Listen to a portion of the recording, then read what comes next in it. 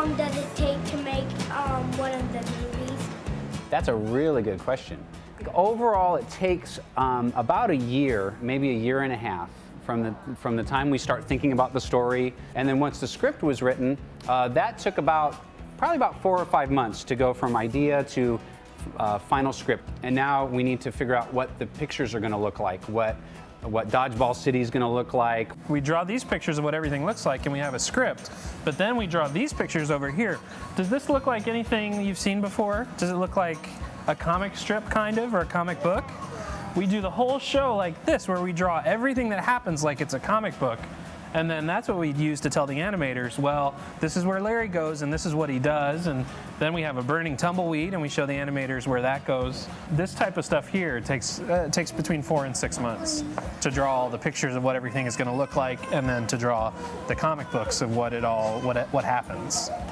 The reason that there's different angles is because we draw the picture on the piece of paper, but then somebody up in Canada has to take those drawings and turn it into an object in the computer. Do you know how if you use Play-Doh or clay, you can sculpt something and make it and turn it around and look at it from any angle? Well, people on the computers sculpt the characters in the sets inside the computer, so they need to know what everything looks like from different angles, because if you only draw one picture from the front, then they don't know what it looks like from the back. So we draw what it looks like from the back and from the front and from the side, so the person who's sculpting it knows what it looks like from every direction. I noticed that when there are mass multiples of things, they're either peas or carrots. Is that a reason? Peas and carrots, yeah. Yeah. If you've seen Larry Boy and the Rumor Weed, in that show we made lots and lots of different characters. But the problem was, when you put lots of really, really interesting things in one place, you don't really know what to look at. And so usually, we want you looking at Larry or at Bob or whoever our main character is. And we find if we fill the background with peas and carrots, it fills up the space, it gives us people to act with, but it doesn't detract from what we're really trying to make you look at. I actually don't even draw, so. Ever? Well, I draw maybe just a little bit. So we have probably about 5 artists total who do all the design, and then once things go up to animation, then we have, probably 50 or 60 different people up in Toronto that are working on the show. So there's quite a bit of people up there. Some computer people can draw the pictures. Some computer people are really technical and they just do the computery things. But a lot of the people who work on our shows are really good artists and can paint and draw very well. It's really important if you want to be a great artist of any kind, it's important to learn how to draw very well. Here in Franklin is where we write the stories and we do all the drawings to create how the show is going to look. Like all of these drawings here, they were all done before anything was ever animated, and all these designs of the characters, and then all of that goes up to Toronto, up in Canada, and that's where we do our animation. Animation it happens sort of backwards compared to regular filmmaking, in that all of the editing is done before any animation is actually done. So after the script is finished, the first thing to then happen is then the voices. And so then as the voices are being done, the storyboards are being drawn up. And then we create a story reel where we marry the voices to the storyboards, and the reel is created, and then that drives all the timing from there forward. When a movie is made, there's many different parts that go to it. There's the picture part, there's the sound effects part, which is, the noise that you make when you stomp on the ground and you hear that little thump. That noise has to be put in. Do you know how on your radio you can turn the volume up and make it louder and turn it down and make it softer? Well, there's a man whose job it's like he takes lots of different radios, and one has music on it and one has the characters' voices, and he gets all the radios set to just the right level so that it sounds just right. That's his job, that's all he does. That's right. Yeah. I bet he doesn't get paid. He gets paid a lot.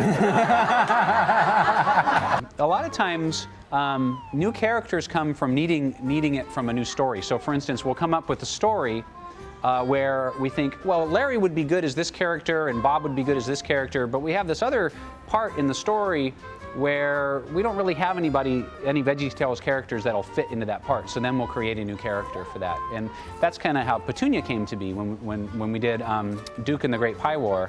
A lot of times in a story, you have a character that needs to learn a lesson. And Bob is kind of the one that teaches the lesson. And so, so Larry's good at learning lessons, so that's why he's in a lot of stories, because he's a little clueless. He doesn't know what's going on most of the time. The letter that Bob and Larry got at the beginning of the show was from a little girl who was wondering, how is she supposed to be all these things? How is she supposed to be kind and good and loving and forgiving? Sometimes it's really hard to do that. And we wanted to tell a story that teaches kids that with God's help, we can do that. How many know the story of Moses from the Bible? Yeah? Oh, right. Well, that's awesome. Was there in a different way. Was there a buffalo in the Bible? No. Oh, there was. We made that part up. What was your favorite part? When it got wet. When he got away? When he ran away and fell in the well in the bear?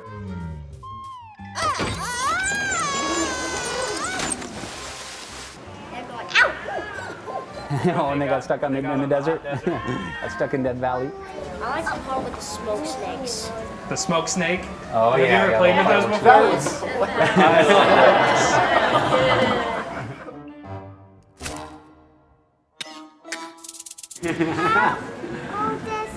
Larry? How old is Larry? Yeah. That's a really good question. He's not really sure. He's somewhere. He's somewhere between 4 and 44, I think. I'm 4 years You're 4 years old? Yeah. Wow, Larry might be 4 years old too. He just doesn't know. He comes up with silly songs. Oh, well, usually I've come up with a lot of them. And yeah, what's your favorite one? Water buffalo. Oh, the water buffalo. Oh, the very first one. Oh, I didn't come up with that one.